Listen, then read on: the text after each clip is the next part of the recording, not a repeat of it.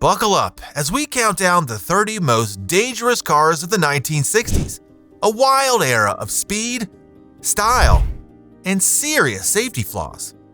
From explosive engines to deadly designs, these cars made history for all the wrong reasons.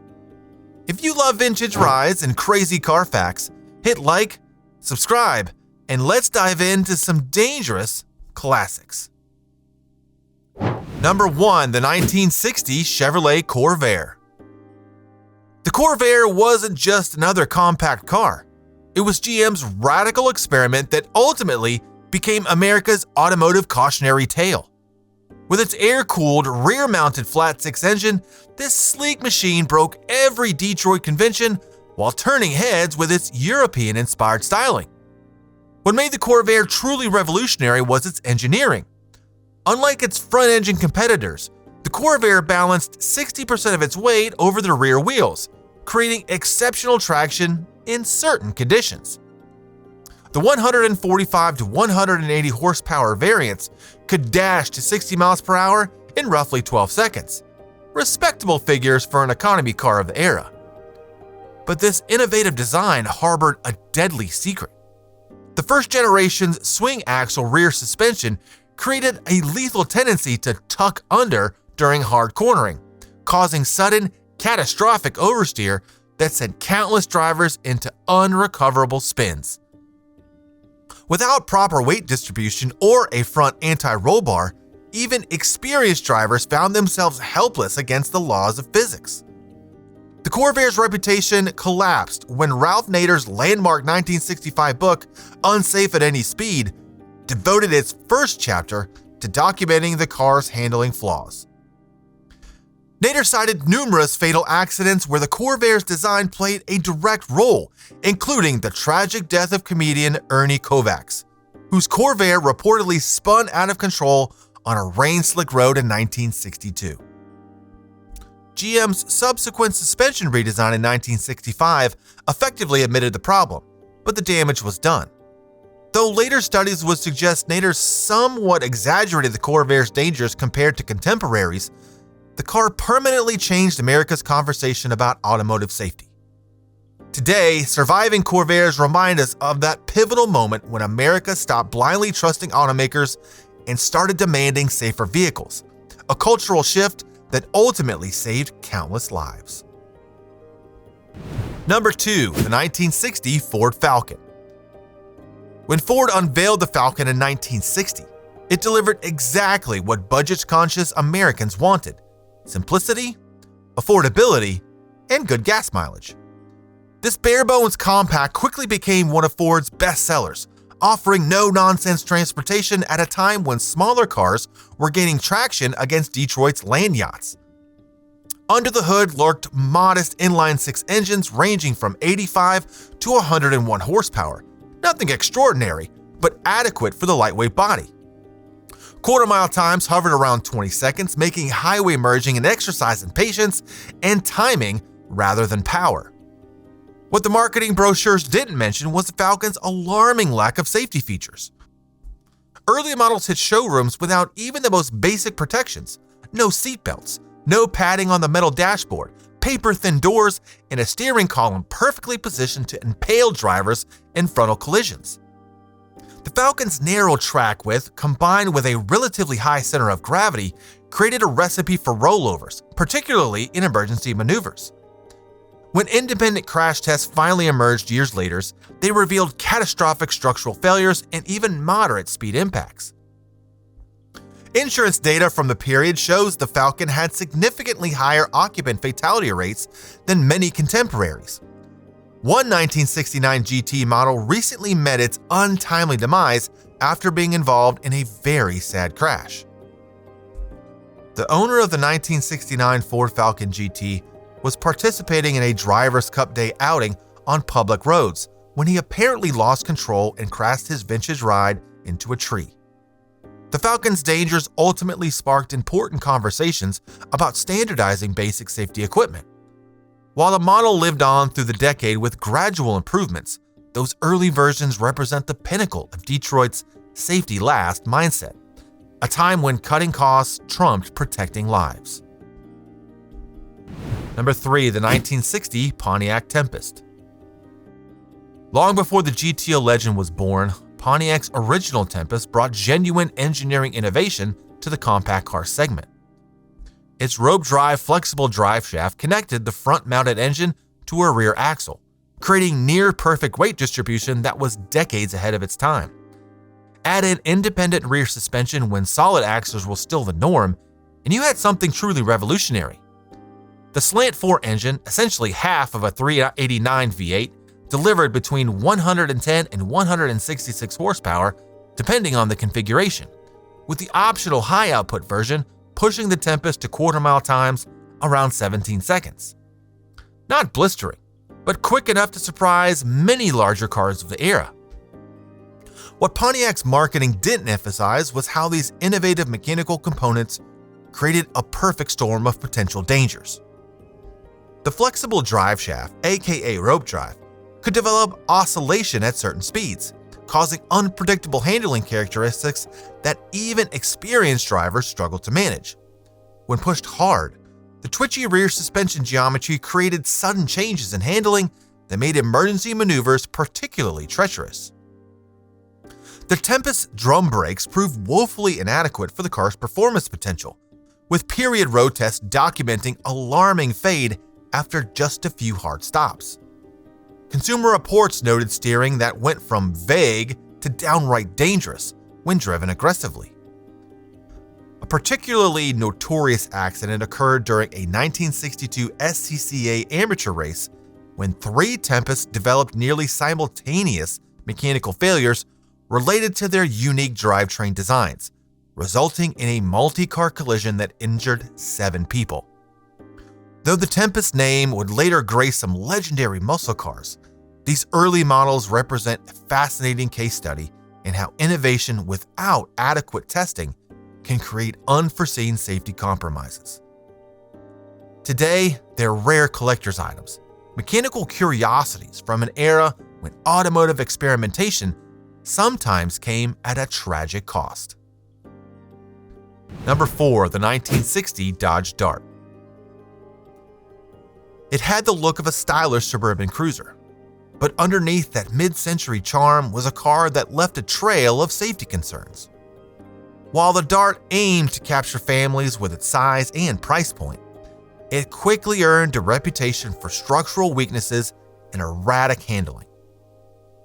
In the pre-seatbelt era, a car's body integrity meant everything in a crash, and the Dart didn't inspire confidence. What set the Dart apart at the time was its availability in multiple trims and a surprising range of engines, including a potent 383 cubic inch V8. Some versions pushed out over 300 horsepower, capable of getting through the quarter mile in the low 15-second range.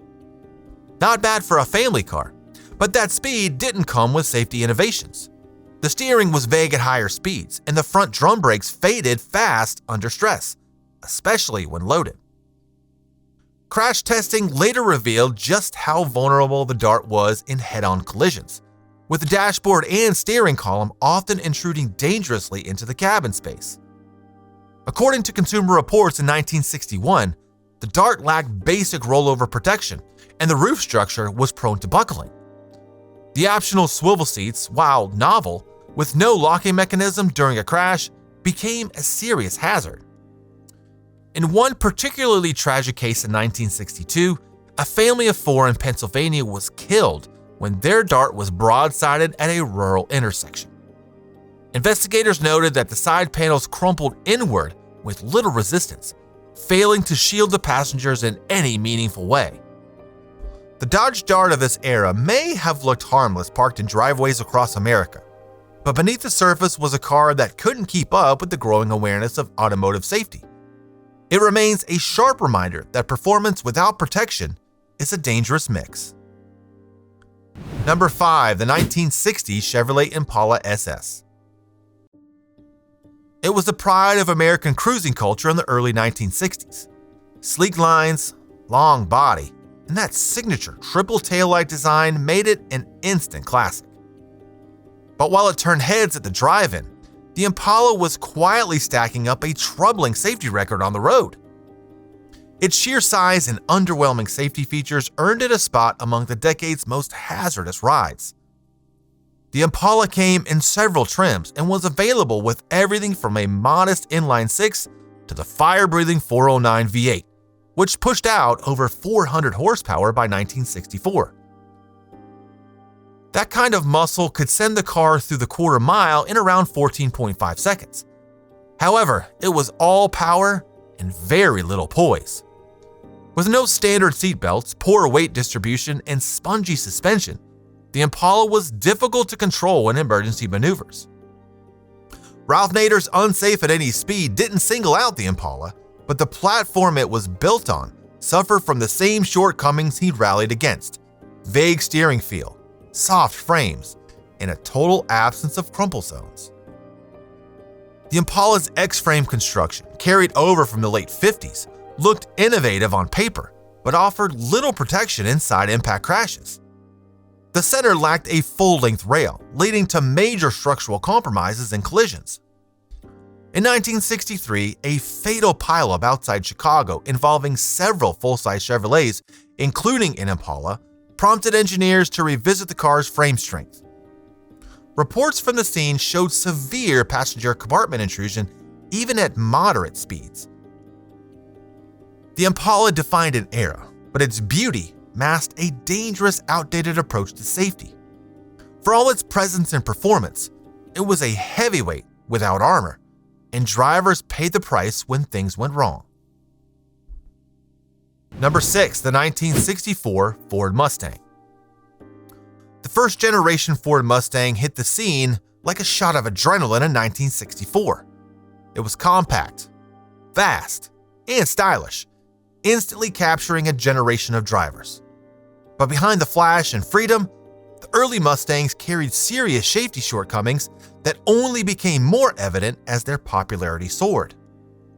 Ford offered the Mustang with a variety of engines, from a tame straight-six to the high-revving 289 cubic inch V8, which delivered up to 271 horsepower. In GT trim, the car could run the quarter mile in the mid-15-second range. It felt quick and responsive, but that performance wasn't backed by a safety-first mindset.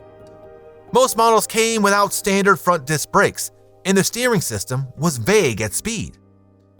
The Mustang's compact frame and short wheelbase made it nimble, but also twitchy during emergency maneuvers. Crash testing later showed that the car's front-end structure crumpled unevenly, transmitting force directly into the cabin. The dashboard was metal, the steering column rigid, and safety belts were optional until late in the cycle. The Mustang also lacked side impact reinforcement, which proved catastrophic in T-bone collisions.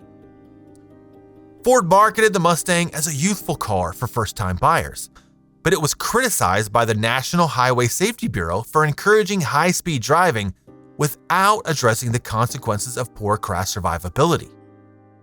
Several documented rollovers and frontal crashes exposed the limits of the car's protection. In one 1965 case in California, a teenager died when his Mustang rolled over on a curve. The roof caved in completely, crushing the passenger compartment. The Mustang helped define the pony car segment, but its early years showed that style and speed came at the expense of safety. For all its impact on American car culture, the 64 to 66 Mustang remains a cautionary tale of performance wrapped in a fragile shell. Number 7. The 1960 Mercury Comet. The early Mercury Comet was marketed as a sensible, entry-level compact with a touch of style. Sharing much of its DNA with the Ford Falcon, the Comet was aimed at economy buyers who still wanted a touch of flair. But beneath its unassuming design was a car that didn't hold up well when safety was pushed to the limit. Available with a modest inline-six engine in its early years, the Comet was never built for speed. Even the optional 170 cubic inch six-cylinder barely cracked 100 horsepower, and quarter-mile times hovered above 20 seconds. But what made it dangerous wasn't its lack of speed. It was how poorly it handled basic safety expectations. The Comet had limited structural integrity, especially in side collisions. The thin sheet metal doors and lack of reinforced side beams made it vulnerable in T-bone impacts. According to testing data shared in Consumer Reports during the early 60s, the Comet showed excessive cabin intrusion during crash scenarios. Additionally, early models came without seatbelts as standard, and the steering column was solid and non-collapsible, which became a serious point of injury in frontal collisions. The car also suffered from inconsistent braking performance.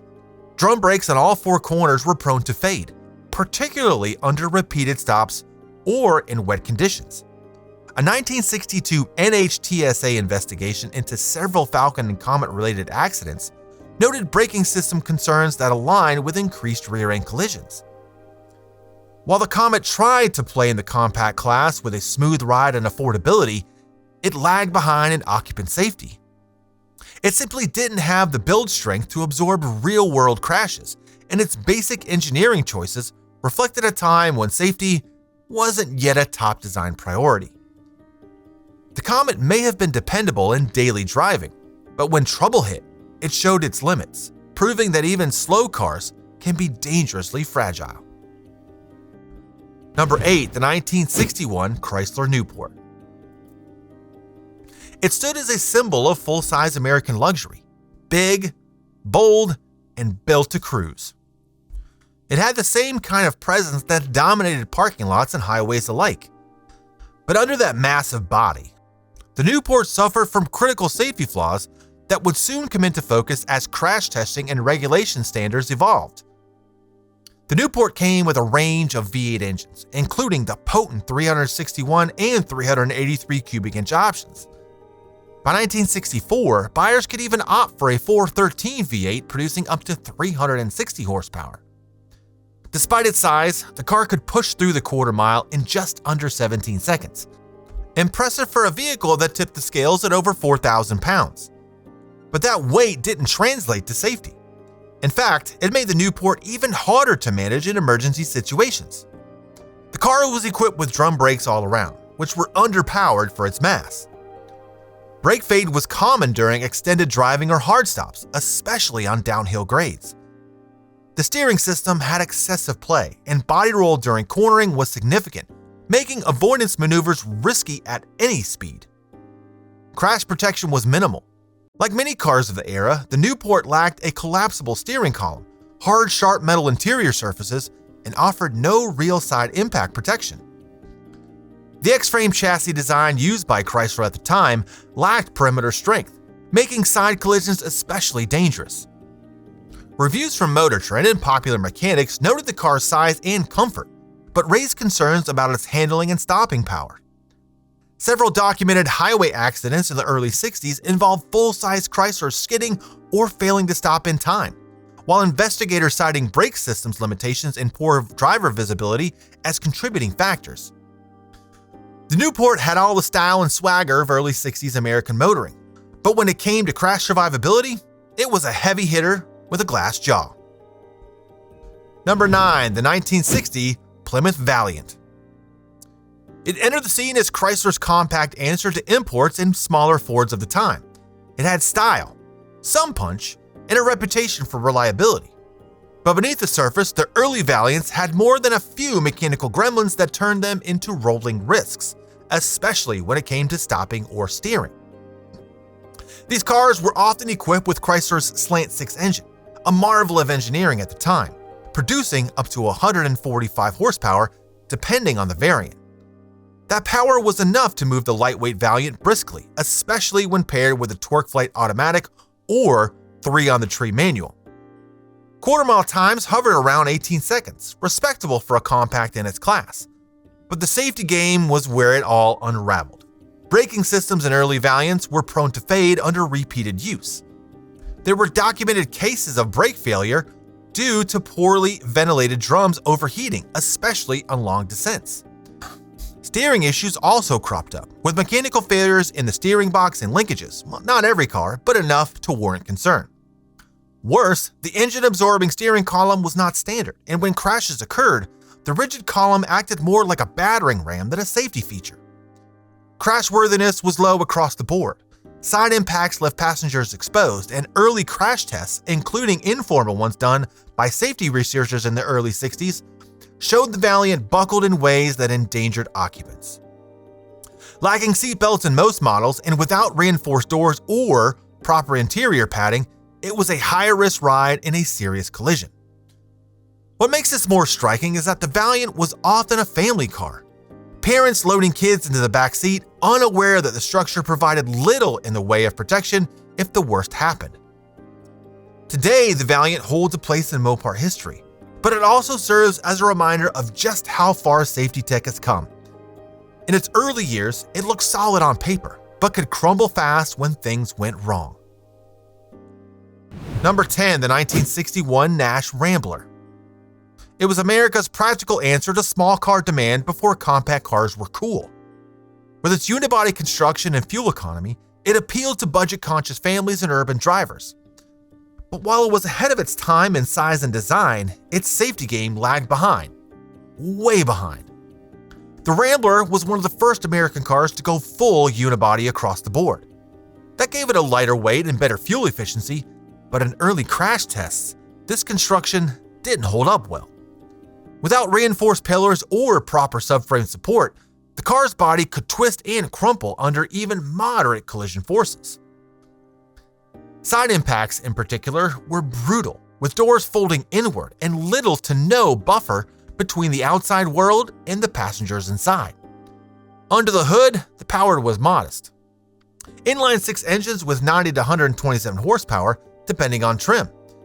It wasn't meant to be a hot rod, but its low curb weight still made it fairly preppy off the line.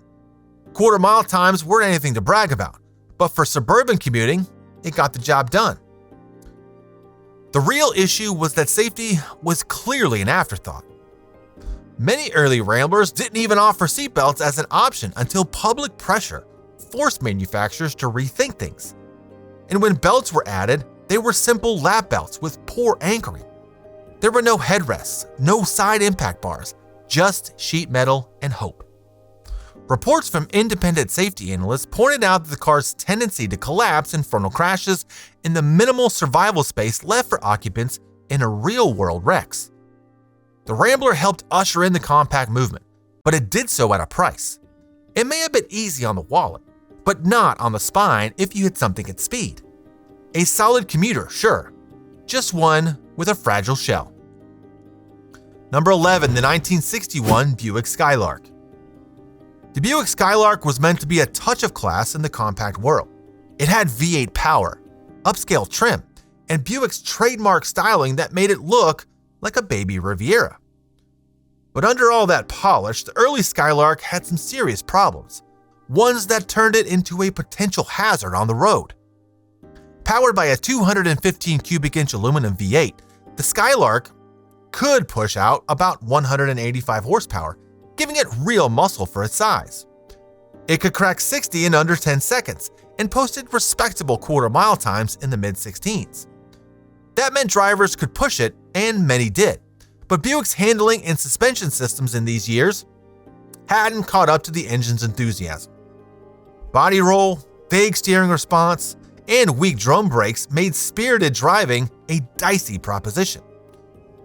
Adding to the woes were the mechanical failures. Early reports and service bulletins pointed to issues with the engine's aluminum block warping under heat, along with electrical problems that led to unexpected stalling, or in some cases, engine bay fires due to poor wiring insulation and vapor lock. Suspension bushings wore quickly, leading to unpredictable handling, especially on uneven roads.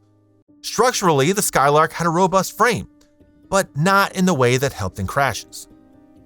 It lacked any modern safety design, no energy absorption, no seatbelt integration until later, and certainly no airbags. When accidents happened, the interior turned into a danger zone of hard surfaces and sharp trim. In several fatal accidents recorded in news archives, drivers were ejected or crushed due to the absence of restraint systems and cabin integrity. While the Skylark helped Buick court a younger crowd, it also carried the baggage of being fast, but unrefined in safety. It had muscle, style, and speed, but no margin for error when things went sideways. If you love the idea of V8 torque in a compact suit, the Skylark checked every box. Just be glad you didn't have to test its crashworthiness the hard way. Number 12, the 1961 Oldsmobile F85. It was GM's early attempt at a compact car that still had some V8 punch under the hood. At first glance, it seemed like a solid offering for families who wanted something smaller, but still upscale. It featured a unibody construction and was one of the first to offer the aluminum 215 cubic inch V8, putting out around 155 horsepower with decent fuel economy. But what it had in innovation, it severely lacked in safety.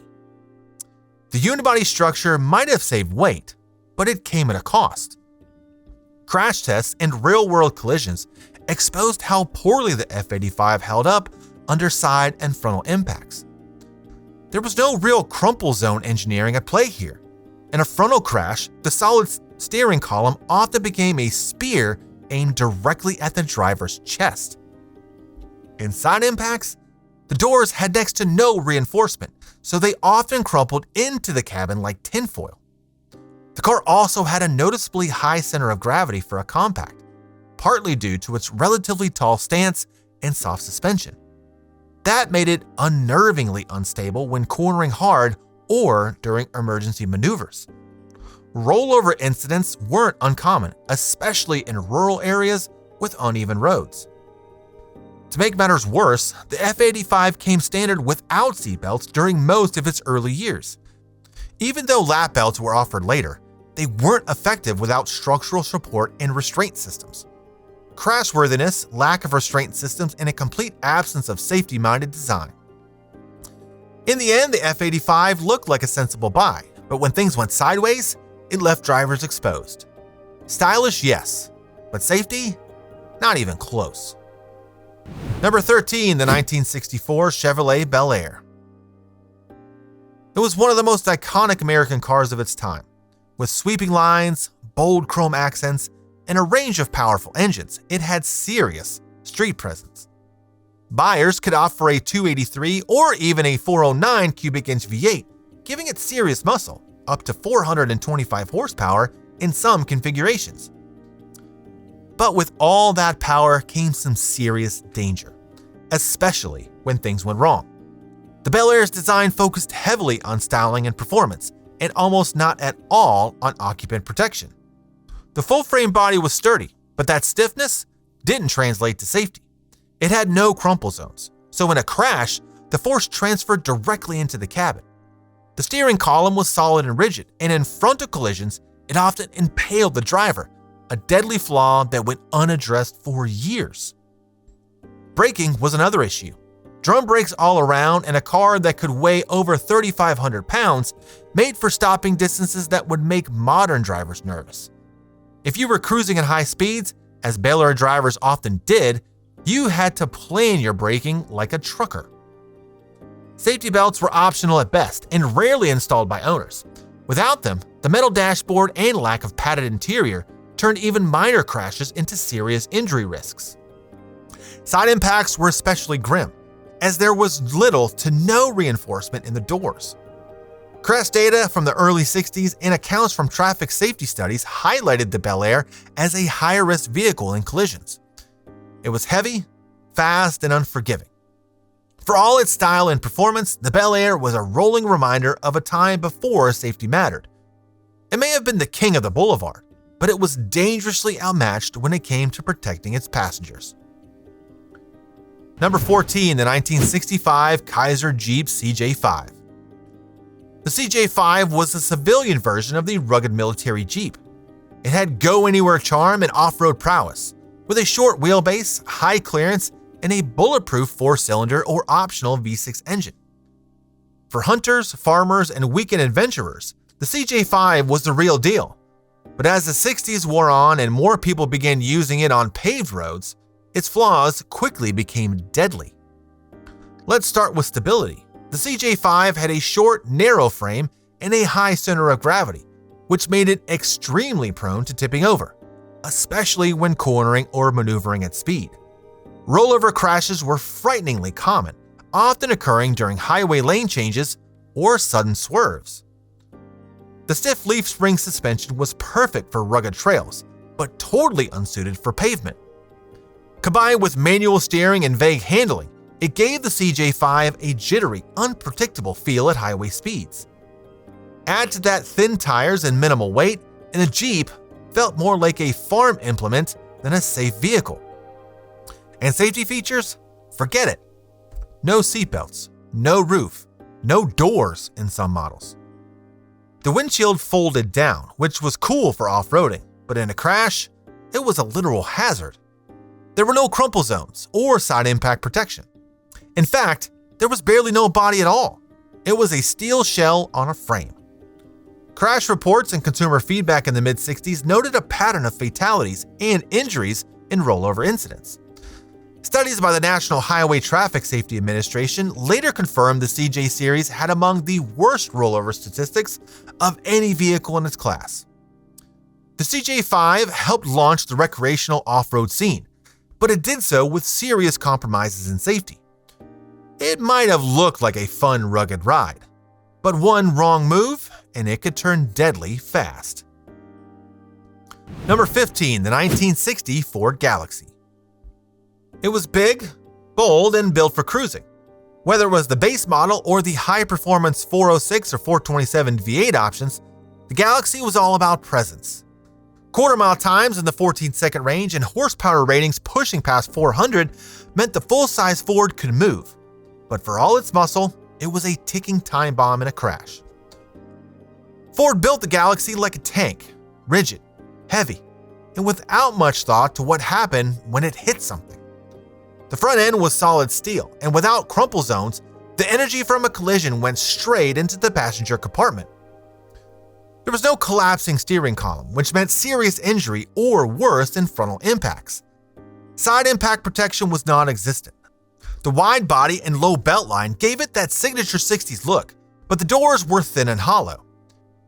Crash tests and real-world data showed that side collisions often resulted in major structural intrusion.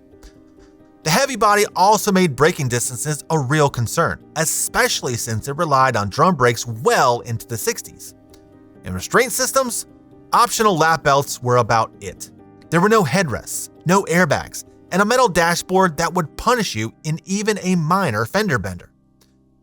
Safety analysts in the mid-60s began to scrutinize cars like the Galaxy, pointing out their poor crash performance. Magazines like Consumer Reports noted that while the Galaxy had style and power, its lack of safety features was a glaring flaw in an otherwise popular car. The Galaxy may have turned heads at the drive-in, but it was a bruiser with no regard for what happened after impact. Fast and flashy, sure, but dangerously outdated in how it handled safety. Number 16, the 1969 Corvette Stingray. The Chevrolet Corvette Stingray from 1963 to 1967 was a design and performance icon, but it was also a deadly machine when things went wrong. Capable of reaching speeds above 140 miles per hour, it was faster than most vehicles on the road, but far less safe. Its structural design did little to protect occupants in crashes, and its high speed potential exposed drivers to great danger without any real safety nets. The car featured a fiberglass body mounted on a steel frame. While the construction reduced weight, it also removed any effective crumple zones. In a frontal crash, the nose and hood offered little resistance, transferring force back into the cabin. Side impact protection was equally dismal. The low-slung doors and absence of reinforcements meant a side hit could penetrate directly into the cockpit. The interior was equally problematic. The steering column was rigid and non-collapsible, turning it into a lethal weapon in frontal impacts. The dashboard was constructed from hard plastic and metal, with sharp edges that became dangerous projectiles during accidents. Seat belts were non-standard, and the seats themselves lacked proper anchoring, often becoming dislodged in high-impact collisions. What made the Stingray especially hazardous was its driving dynamics. The combination of a powerful engine, rear-wheel drive, and relatively unsophisticated suspension meant it could easily oversteer. Inexperienced drivers often lost control at high speeds, especially on wet or curvy roads. Braking systems were also prone to fading under stress, reducing their effectiveness precisely when they were needed most. Its lightweight design made rollovers more likely if traction was lost at speed. Roof crush resistance was minimal, and in convertible models, essentially non-existent. The Stingray was thrilling to drive, but offered virtually no protection in a crash, a perilous combination that earned it a place among the most dangerous cars of the decade. Number 17, the 1961 Dodge Lancer. Ever hear old-timers talk about cars that could kill you quicker than they could hit 60? The 1961 Dodge Lancer tops that list, hands down. Chrysler dropped this compact bomb on American roads in 1961 as their answer to the small car revolution. The second version revived the nameplate in 1961 for a Chrysler A platform-based compact that was marketed for 2 model years and replaced by the Dodge Dart. Why was it a rolling nightmare? For starters, the suspension setup was a disaster. The torsion bar front suspension paired with leaf springs in the rear created wicked understeer that sent many Lancers straight through corners instead of around them. At speed, the front end would suddenly lose grip with zero warning. The Slant 6 engine was decent enough, but mounted in that lightweight unibody was like strapping a rocket to a shopping cart. The chassis simply couldn't handle the torque, especially during hard acceleration when weight transfer would unload the rear. Then there's the notorious rear axle failure. Under hard driving, the axles would literally snap, causing catastrophic loss of control. Gearheads called it doing the Lancer dance, where the rear wheels would suddenly tow out in different directions. Braking? Forget about it. The drum setup all around had zero fade resistance. Just 2 panic stops in succession, and you'd be pumping a soft pedal with nothing but prayers to slow you down. Chrysler quietly buried this death trap after 1962, replacing it with the Dart. Today, survivors are rare finds, not because they're valuable, but because so many met their end in ditches and telephone poles. Number 18, the 1963 Mercury Meteor. It arrived during a transitional period for Ford Motor Company as they attempted to fill the midsize segment in their lineup. While it carried attractive styling cues of the era, beneath its sheet metal lurked serious safety concerns that ultimately contributed to its short production run. The Meteor's handling issues stem from its poorly calibrated suspension geometry. The recirculating ball steering system featured excessive free play, creating a significant dead zone in the center position. This meant drivers had to make constant corrections even on straight roads. When cornering, the excessive body roll would suddenly transfer weight, causing unpredictable oversteer that caught many drivers off guard.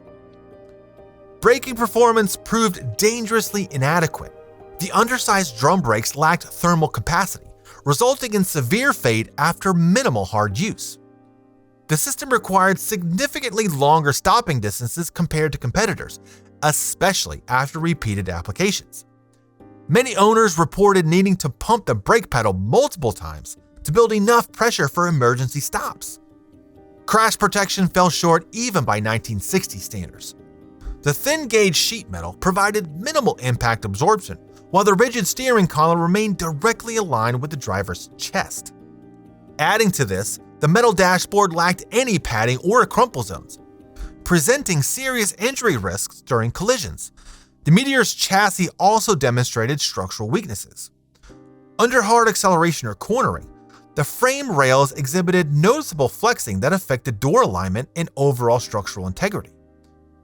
After poor sales and mounting concerns, Ford discontinued the Meteor nameplate after 1963, replacing it with more refined options like the Comet in their lineup. Number 19, the 1963 Buick Wildcat. It roared onto American roads in 1962, initially as a sporty option package for the Invicta before becoming its own distinct model in 1963. While the Wildcat impressed with its powerful 401 cubic inch nailhead V8 and sleek styling, several critical design flaws made it one of the most hazardous vehicles of the decade. The Wildcat's front suspension system proved particularly problematic. Its soft spring rates combined with inadequate shock dampening created dangerous oscillations at highway speeds, especially after hitting road imperfections. This floating sensation made directional control unpredictable during emergency maneuvers, with the heavy front end taking considerable time to settle after any sudden steering input. Braking deficiencies compounded these handling issues. The undersized drum brakes struggled against the Wildcat's substantial mass, often exceeding 4,200 pounds. Heat buildup during repeated stops caused severe fade, extending stopping distances dangerously. The brake line routing left them vulnerable to damage and leakage, with numerous reports of complete hydraulic failure following minor undercarriage impacts. Perhaps most concerning was the Wildcat's fuel system design. The tank placement and minimal protection made it susceptible to rupture during rear collisions. The fuel line routing through high heat areas created fire risks, while the carburetor was prone to flooding and backfiring under certain conditions. The steering system added another layer of danger, with excessive play in the linkage and a rigid steering column that transferred crash energy directly to the driver rather than collapsing upon impact. These engineering oversights made the otherwise impressive Wildcat a genuine safety concern throughout its production run until its discontinuation in 1970. Number 20, the 1966 Dodge Charger. It burst onto the automotive scene with its sleek fastback design and powerful engine options, marking Dodge's official entry into the personal luxury car segment. While its distinctive hidden headlights and full-width taillights turned heads, several significant engineering shortcomings made this first-generation Charger a hazard on American highways. The Charger's aerodynamic issues proved particularly problematic at high speeds. The fastback design created unpredictable lift at the rear end, causing dangerous instability above 70 miles per hour. This tendency for rear wheels to lose traction made highway passing maneuvers treacherous, especially in crosswinds. Drivers reported alarming steering lightness and directional wandering that required constant vigilance and correction. Braking performance fell dangerously short for a vehicle with such performance potential. The standard drum brakes quickly overheated during spirited driving, resulting in severe fade after just a few hard stops. The single-circuit hydraulic system meant that a failure in any component would result in complete brake loss without warning. Even the optional front disc brakes suffered from balance issues and premature pad wear. The Charger's suspension geometry created handling quirks that caught many drivers off guard. The torsion bar front suspension paired with leaf springs in the rear created significant understeer during normal driving, but could suddenly transition to unpredictable oversteer when pushed hard in corners. This Jekyll and Hyde handling characteristic made emergency maneuvers particularly hazardous. Structural rigidity issues added to these problems. The large B-body platform with its expansive greenhouse and thin pillars exhibited considerable flexing during cornering, affecting wheel alignment and further degrading handling precision. The fuel tank placement also raised safety concerns, with minimal protection in rear-end collisions. Despite these flaws, the Charger established itself as an iconic muscle car, though Dodge would address many of these issues in subsequent generations that would follow this problematic first edition. Number 21, the 1961 Plymouth Savoy. It arrived as part of Chrysler's controversial forward-look design philosophy, featuring dramatically reduced dimensions compared to previous models. While this full-size offering targeted budget-conscious buyers, its rushed development and cost-cutting measures resulted in numerous safety deficiencies that made it particularly treacherous on the road. The Savoy's steering mechanism presented immediate concerns. The excessively loose connection points throughout the linkage created alarming dead zones in the center position, requiring drivers to make constant adjustments even while traveling straight ahead. This vague steering response became dangerously unpredictable during emergency situations when precise control was essential. brake performance fell woefully short of adequate. The undersized drum setup on all four wheels provided minimal stopping power for the Savoy's considerable mass. Heat buildup during consecutive stops caused dramatic fade, extending stopping distances to alarming lengths. The Savoy's chassis design introduced perilous handling characteristics. Additionally, the torsion bar front setup paired with rear leaf springs created a pronounced tendency to push straight ahead in corners, resisting steering input when drivers needed responsiveness most. Build quality amplified these dangers. The unibody structure utilized thinner sheet metal than competitors, providing minimal protection during collisions. Door latches demonstrated a tendency to fail during impacts, increasing ejection risk. The dashboard bristled with rigid metal protrusions poised to inflict serious injury during crashes. Plymouth phased out the Savoy nameplate by 1965, replacing it with improved designs that address many of these critical flaws that made the 1961 model a genuine roadway hazard. Number 22, the 1967 AMC Rebel. It might have looked like a sleek midsize coupe, but under the hood was a risky experiment in early turbocharging that made it one of the most dangerously unpredictable cars of its decade. It was the first production car to feature a turbocharged V8, paired with a high-compression 215 cubic inch aluminum engine. That combination gave it serious power for the time, but it also introduced high-stake problems most drivers weren't prepared to handle. Its turbo system required a secondary injection setup called turbo rocket fluid, a methanol water mix meant to control detonation. If the system failed, or if the fluid reservoir ran dry, and it often did, the engine would knock hard and fast. This wasn't just a performance issue. At highway speeds, detonation could lead to severe engine damage in seconds. That meant drivers could lose power unexpectedly during acceleration or merging, turning routine driving into a dangerous guessing game. Beyond the engine risks, the Jetfire was still using outdated drum brakes on all four corners. With over 215 horsepower pushing a relatively lightweight body, the car simply didn't have the stopping power to match its speed. Fading brakes and long stopping distances made emergency braking feel more like a gamble than a guarantee. Handling wasn't forgiving either. The car was front-heavy and prone to understeer, and when the turbo suddenly kicked in mid-corner, it could throw the balance off enough to cause loss of control. The Jetfire promised performance, but delivered danger in a sleek package. Number 23, the 1966 Ford Fairlane. It was Ford's answer to the rising demand for mid-sized muscle cars.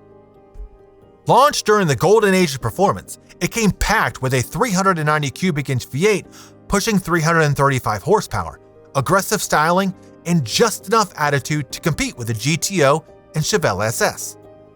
But while the Fairlane GT looked the part, it had plenty of straight-line speed. It had serious safety shortcomings that made it dangerously unbalanced for real-world driving in the 1960s. The first red flag was the braking system. Despite the significant horsepower and torque, many Fairlane GTs were equipped with drum brakes on all four wheels. These were fine at low speeds, but during high-speed runs or sudden stops, brake fade was a real problem. The brakes overheated quickly, leading to longer stopping distances and a total lack of confidence under pressure. In emergency situations, like when driving on highways, the braking system simply couldn't keep up with the engine's power. The car's handling also left a lot to be desired. The Fairlane GT suspension was carried over from more pedestrian models, which meant it was soft and vague, especially when pushed hard. Body roll in corners was pronounced, and the rear end could get twitchy under throttle.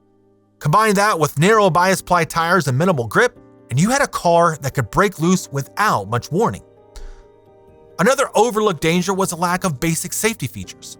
Like many cars of the era, the Fairlane GT didn't come standard with front disc brakes or even seat belts in many configurations. There was no crumple zone design or real protection in a collision. With a high center of gravity and a rigid frame, impacts transferred straight to the occupants. The 1966 Fairlane GT delivered muscle car power, but without the brakes, handling, or structural safety to match. For all its performance hype, it was a car that demanded far more from its drivers than it gave back in control or protection. Number 24, the 1968 Lincoln Continental Mark III. It made its debut in April 1968 as Ford's answer to Cadillac's Eldorado. It was all about power, presence, and plush interiors. But beneath the chrome and vinyl roof, the Mark III carried some serious risks that made it more dangerous than refined when it came to real-world driving. Kicking things off, this car was a heavyweight, tipping the scales at nearly 5,000 pounds. Pair that with the 460 cubic inch V8 and rear-wheel drive, and you had a luxury missile with underwhelming control. The sheer mass made braking a major issue. It came with front disc brakes and rear drums, but stopping this beast from highway speeds led to noticeable brake fade, especially under repeated use. The absence of an anti-lock braking system meant any panic stop could lock the wheels and turn the car into a skid sled. While it was one of the first vehicles to offer anti-lock brakes, called SureTrack, it was an optional feature and not available until the 1969 model year. SureTrack was eventually made standard in 1970, according to various sources. Handling was another weak point. The Mark III was built for straight-line cruising, not cornering. Its soft suspension soaked up bumps but created serious body roll. Quick lane changes or evasive maneuvers felt sloppy and disconnected. The steering was over-assisted and vague, making it hard to feel what the front wheels were actually doing. Visibility was also poor thanks to the long hood, high belt line, and thick roof pillars. In tight traffic or fast-moving situations, the lack of spatial awareness became a real hazard. For all its luxury, the Mark III didn't handle danger well. It was a slow-reacting tank on wheels in a world that demanded precision. Number 25, the 1960 Pontiac Ventura. It first hit the market in 1960 as a sportier, upscale version of the Catalina. It had sharp styling, a powerful V8 under the hood, and enough chrome to blind you on a sunny day. On the outside, it looked like a confident step into the future, but behind the wheel, the Ventura had some serious flaws that made it a risky machine to drive, especially as speeds increased and road conditions changed. One of the biggest issues was the car's handling. The Ventura was built on GM's full-size B-body platform, which meant it was long, heavy, and rode high. It floated through corners thanks to soft suspension tuning that prioritized comfort over control. This made steering feel vague and disconnected, especially during emergency maneuvers or fast turns. The car's rear-wheel drive layout didn't help either, as oversteer could sneak up on drivers in wet or slippery conditions. Then there were the brakes.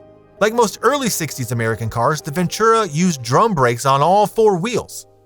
But with the big V8 pushing serious weight at speed, those drums were simply not up to the task. Brake fade was common under repeated or heavy use, and without a dual-circuit master cylinder, any single point of failure could wipe out all stopping power instantly. The 1960 Ventura had plenty of flash, but it demanded way more caution than confidence. Number 26, the 1960 Chrysler 300F. It took center stage in 1960 as the first of the legendary letter series, combining luxury with serious horsepower. Even though the 300C was launched in 1955, the bodywork was redone for 1960, using Chrysler's new lightweight unibody construction and given sharper edge styling with outward tilting fins that were visually separated from sides, while the front grille adopted the corporate look used by all Chrysler-branded products. This ended a tradition where the 300 had unique styling not shared with other Chrysler-branded vehicles. A controversial Continental-style trunk lid appeared, shared with the Impala, and was gone for 1961. The 300F, it was billed as the most powerful American production car of its time, packing a 300 horsepower, 331 cubic inch Hemi V8. It was a brute in a suit, fast, flashy, and a nightmare to control when things got dicey. Its speed capabilities far outpaced its safety and handling tech.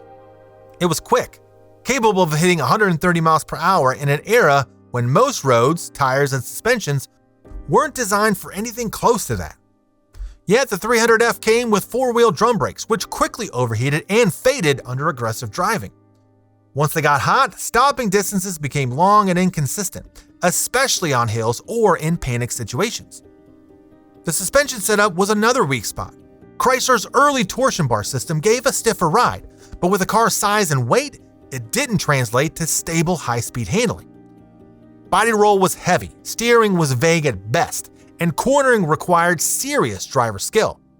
Most drivers weren't used to this kind of power in a full-size car, and the 300 gave them very little room for error.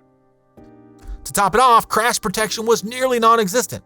No seatbelts, no crumple zones, and all-steel dash meant even low-speed collisions could turn deadly. The 1960 Chrysler 300F helped launch the muscle car era, but it did so with more speed than sense. Number 27, the 1962 Mercury Comet. It was marketed as a refined compact, a practical car with a touch of style, launched as Mercury's version of the Ford Falcon. It promised affordability, fuel economy, and smooth suburban cruising. But under the modest sheet metal, the Comet packed some serious safety concerns that made it one of the more dangerous cars of the early 60s. First off, the Comet lacked even the most basic crash protection features. Like many cars of the time, it had no seatbelts as standard, no energy-absorbing steering column, and no structural crumple zones. But what made things worse was its thin body construction. Owners and mechanics alike noted how easily the doors could misalign or pop open inside collisions. In accidents, the cabin had a reputation for collapsing inward, exposing passengers to sharp metal edges and dashboard components. Braking was another problem. The 1962 Comet used four-wheel drum brakes that overheated quickly and offered inconsistent stopping power, especially when driving down long hills or in city traffic. Brake fade was common, and the single-circuit brake system meant a leak or failure in one part could wipe out all stopping ability. Handling was twitchy. While the car was light, it also felt unstable at high speeds. The narrow wheelbase and soft suspension made it prone to body sway, and the manual steering required real muscle during sudden turns, something not all drivers were ready for. The 1962 Comet looked harmless, but in a critical moment, it left drivers with very little to count on. Number 28, the 1962 Plymouth Fury. This car marked a major shift. It was the first year the Fury dropped down from full-size to a mid-size platform, making room for Chrysler's new high-performance strategy.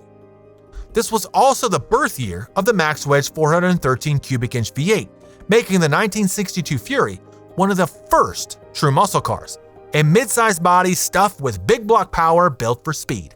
But with that performance came real danger, especially for everyday drivers. The Max Wedge Fury could rip through a quarter mile with brutal force, but the chassis and handling didn't match the engine's capability. The car's suspension was still tuned more for comfort than for control, which meant high-speed runs could get sketchy fast. At full throttle, the car had a tendency to lift in the front, making steering feel vague and disconnected. Wheel hop and axle windup were common under hard launches, making straight-line stability a real issue.